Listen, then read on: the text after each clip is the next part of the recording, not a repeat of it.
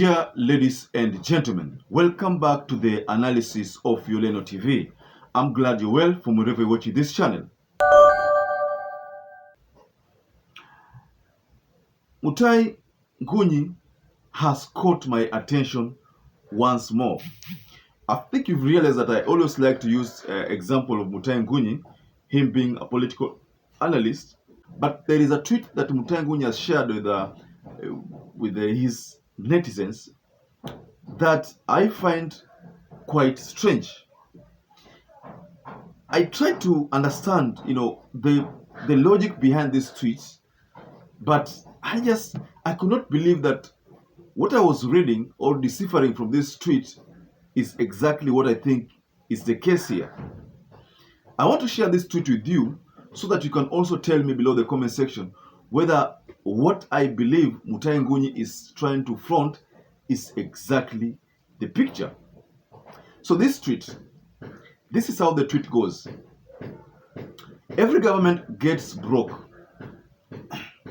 It is not a disease. Give Ruto a chance to make structural adjustment to his government, and if the civil servants cannot afford bread, they should eat cake. I don't know whether you get the last part. Let me read the last part for you. And if the civil servants cannot afford bread, they should eat cake. This bread and this cake, let's bring them on the table. If you're given a cake and a bread, which one will you take? You will definitely take a cake. Because, of course, the cake is sweeter than the bread. So you will go for the cake. If I give you your salary here, and I give you corruption money of 10 million, your salary could be less than 100K. So which one will you take? You will go for the corruption money because it is sweeter. It is money you get without sweat. So I don't know whether you understand what I'm trying to bring on board here. MUTAHI NGUNYI is asking civil servants to take, if they can't afford bread, they should eat cake. A bread goes for about 60 bob, but a cake would go for more than 200, 300, 400. So if you can't afford something that is cheaper, how would you afford something that is expensive? When Jomo Kenyatta was the president of this country, it is alleged, I think we are not there, but it's alleged that he's the person who encouraged police to take advantage of their positions and get money from the public. That is why there is always this narrative to date that katika any polling station huwa kuna network ni kitu kama chama whereby you collect money and this money is channeled to somewhere on a higher rank na inaenda mpaka kule Nairobi, that is the capital city, inaenda kwa IG's office. There is not that narrative. I would like to give you an example why I think that narrative could be true and how it relates to MUTAHI NGUNYI's tweet. I used to own 2 tuk-tuks, and many times I would get issues with the police when my drivers would get caught over small or petty or offenses. So many times I would be called to the police station. I would be called at the police station, and because when they arrest you, they take the driver to the police station, and you are called as the owner of that tuk-tuk to come and probably respond to the charges before they are taken to court. So before you're taken to court, there is always a local arrangement whereby you can be subjected to a small token of around 2,000 to 3,000 there. So if you don't part to that, then you definitely go to court and you'll pay fine there. So there's a day I delayed, coming to the police station, and that day I remember very well. I was called by the police, but so the driver was left free, but the tuk-tuk was retained at the police station. So I went there at around 5 p.m. So that time I realized that there were traffic police were coming back to the police station, and each coming with something to give to the person who was in charge of collecting this money. So that's when I overheard a conversation kuwa usipotoa hii utapigwa transfer to Turkana, Isiolo, hizo area which are considered to be prone to banditry attacks. So for you not to get that kind of transfer, you must comply.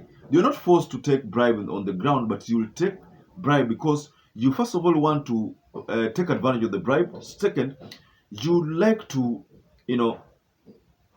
work in an environment that is conducive for working.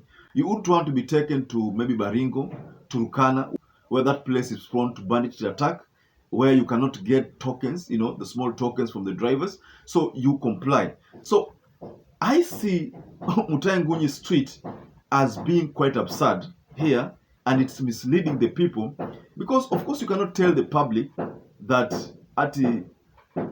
if you cannot afford bread, you should eat cake. MUTAHI NGUNYI is trying to create a narrative that the civil servants should indulge themselves in corruption. What William Samoei Ruto is trying to cause is creating as civil servants who will be indulging in corruption. If you're not paid salary in time, where will you get money to sustain other bills? You will definitely be forced to corrupt, to involve yourself in corruption. So I find this tweet strange, but of course I know that lately that MUTAHI NGUNYI has been angling, positioning himself as a spokesperson of this government of Kenya Kwanza. So this tweet is not shocking to me. I've seen so many responses from the netizens. Nobody is agreeing with the MUTAHI NGUNYI, and I saw somewhere where someone is telling MUTAHI NGUNYI that you are encouraging corruption by posting that tweet. And because also someone also said that William Ruto is encouraging corruption by saying hakuna pesa, then these civil servants, they will get money from the people. Police, if you don't pay police in time, and police have bills, they have kids to pay, where will they get money from? They will get from the public. So this narrative is, just amplifying the fact that the Kenya Kwanza government is also advocating for corruption to continue.